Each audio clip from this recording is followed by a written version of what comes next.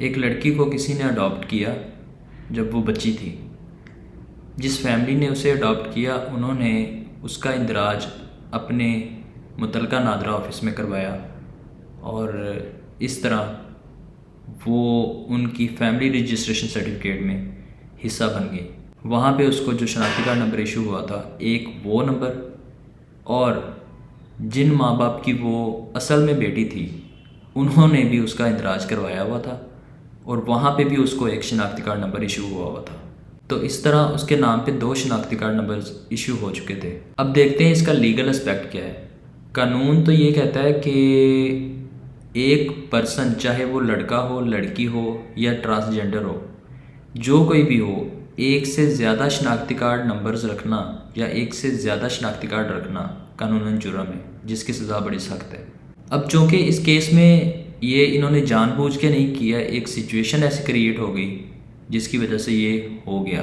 तो अब इसका सलूशन क्या है? अब ये केस, ये इशू जब वकील साहब के सामने आया, एक वकील साहब के सामने आया, तो बजाय उन्होंने उनको सलूशन बताने के उनको कहा कि आप मुझे फ़ीस दें 20,000 रुपये और मैं आपका काम करवा देता हूँ। ये ऐसे ही है जैसे कोई आपसे पूछे कि मैं लाहौर जाना चाहता हूँ और मुझे रास्ता बताएं, तो आप बजाय उन्हें रास्ता बताने के आप कहें कि मुझे पैसे दो, मैं तुम्हें अपनी गाड़ी में लाहौर छोड़ आता हूँ।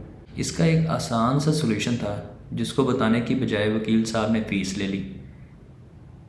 ये मेरे ख्याल में कोई अच्छी प्रैक्टिस नहीं है। इन्हीं प्रैक्टिसेस की वजह से जो हमारा प्रोफेशन है उसके बारे में लोग गलत ख्याल करते हैं, लेकिन जो जेन्युइन प्रैक्टिस है वो वकील को सूट करती है। अब दूसरी तरफ क्लाइंट को देखें तो उसका भी थोड़ा बहुत कसूर इसमें बनता है। उसको चाहिए था कि इसमें थोड़ी सी तहकीक कर लेता, किसी से पूछ लेता और कम से कम उसको इतनी हाव नो सेंस होनी चाहिए थी कि वो जहाँ पे उसने शनाख्ती कार्ड बनवाया था तो वो उसका मुतलका इदारा था, वहाँ पे जाके वो मालूमात लेता।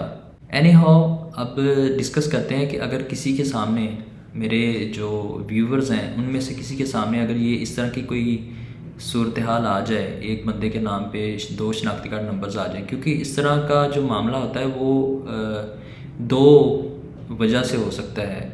एक तो ये कि सिस्टम एरर की वजह से, और दूसरी ये जिस तरह की सिचुएशन मैंने आपके सामने रखी है कि किसी की अनअवेयरनेस की वजह से भी ऐसा हो सकता है। तो अगर आप में से किसी के भी सामने इस तरह का कोई इशू आ जाता है या आपको खुद फेस करना पड़ जाता है, तो इसका सलूशन सिंपल सा ये है कि आप अपने मुतलका नादरा ऑफिस जाएं और वहाँ पे जाके उनके जो मैनेजर हैं या एडमिन हैं उनसे मिलें, उनको बताएं, तो वो आपसे मुतलका जो डॉक्यूमेंट्स होंगे, रिक्वायर्ड डॉक्यूमेंट्स होंगे, वो आपसे लेंगे और आपकी एप्लीकेशन जो है वो फॉरवर्ड कर देंगे इस्लामाबाद हेड ऑफिस।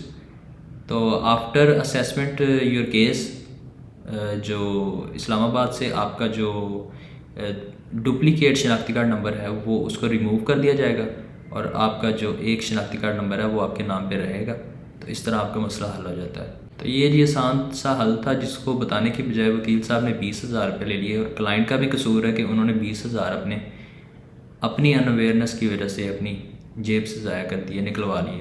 तो इस वीडियो को बनाने का मकसद मेरा यही था कि लोगों को एजुकेट किया जाए, अवेयरनेस दी जाए कि इस तरह के छोटे मोटे मामलात में अपने पैसे ज़ाया करने के बजाय बचाएं और ख़ुद काम करें और ख़ुद थोड़ी सी रिसर्च वर्क, थोड़ी सी तहकीक करके मसले का हल निकालने की कोशिश करें। अगर आप इससे रिलेटेड या कोई भी आपके जहन में कोई सवाल हो, कोई आपका कोई मसला हो लीगल, तो आप मुझसे कांटेक्ट कर सकते हैं और मैं इंशाल्लाह आपको गाइड करूँगा और कोशिश करूँगा इंशाल्लाह कि आपका जो मसला है वो विदाउट एनी पेनी, कुछ भी पैसे लगाए बगैर हल हो जाए, या फिर आपका जो मसला है वो उतने ही पैसों में हल हो जितना कि उस पर खर्चा बनता है। Thank you so much. अल्लाह हाफिज़।